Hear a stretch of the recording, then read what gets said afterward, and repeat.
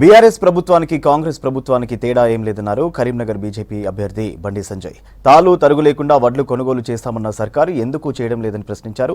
హన్మకొండ జిల్లా ఎల్కతుర్తిలోని ధాన్యం కొనుగోలు కేంద్రాల్లో తడిసిన వడ్లను పరిశీలించారు. వర్షాలకు నానిన వడ్లను మద్దతు ధరకు కొనుగోలు చేయాలని డిమాండ్ చేశారు. 2014లో వడ్లకు 1350 రూపాయలు మద్దతు ధర ఉంటే మోదీ వచ్చాక 2200కు పెంచామని చెప్పారు. ఒకసారి 2 సార్లు 3 సార్లు చూసిపోతారు పాపం. చూసిపోయిన వెంటనే ఈ దళారులు వీళ్ళందరూ ఏం చేస్తున్నారంటే ఈ ఎల్కతుర్తి సెంటర్లో మొత్తం ధాన్యం తడిసింది కాబట్టి 10 కిలోలు కటింగ్ పెట్టాలి. ఆ ధాన్యం తడవకుండా కూడా ఇక్కడ కొంత తడిసింది, అధికారులు వచ్చి చూస్తారు. చూసిన వెంటనే ఏం చేస్తారంటే అరే ఈ సెంటర్లో మొత్తం ధాన్యం తడిసింది కాబట్టి 6 కిలోలు 10 కిలోలు 8 కిలోలు కటింగ్. ధాన్యం తడిసిందా తడవలేదా అని చూస్తలేరు. ఈ సెంటర్ నుంచి వచ్చే ధాన్యం మొత్తం వడ్లు మొత్తం తడిసినాయని చెప్పి మన గంప గుత్తగా తగ్గించే ప్రయత్నం చేస్తున్నారు. అంటే అధికారులు వచ్చి చూడడం కూడా తప్పైపోతుంది. ఆ అధికారులే బాధపడుతున్నారు. నేను వచ్చి చూసినా మాకు సమాచారం వచ్చింది, మేము వచ్చి చూసినాం. కొంత ఒక 2-3 ప్రాంతాలు తడిసిందంతే.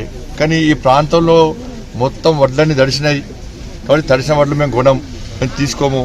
తీసుకోవాలంటే 5 కిలోలు 6 కిలోలు 8 కిలోలు కటింగ్. ఇది అవకాశంగా దొరికింది మనకు.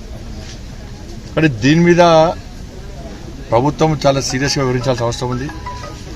ఎందుకంటే వడ్డు తడిసినప్పుడు కూడా ఎలాంటి కోత లేకుండా కటింగ్ లేకుండా పండించిన ప్రతి గింజ కొనాల్సిన బాధ్యత ప్రభుత్వం మీద ఉంది. ప్రభుత్వం మీద ఉంది.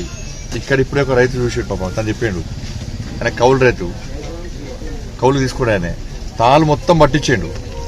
తాళ్ళు మొత్తం పట్టించాక కూడా మళ్ళీ 4 కిలోలు కటింగ్.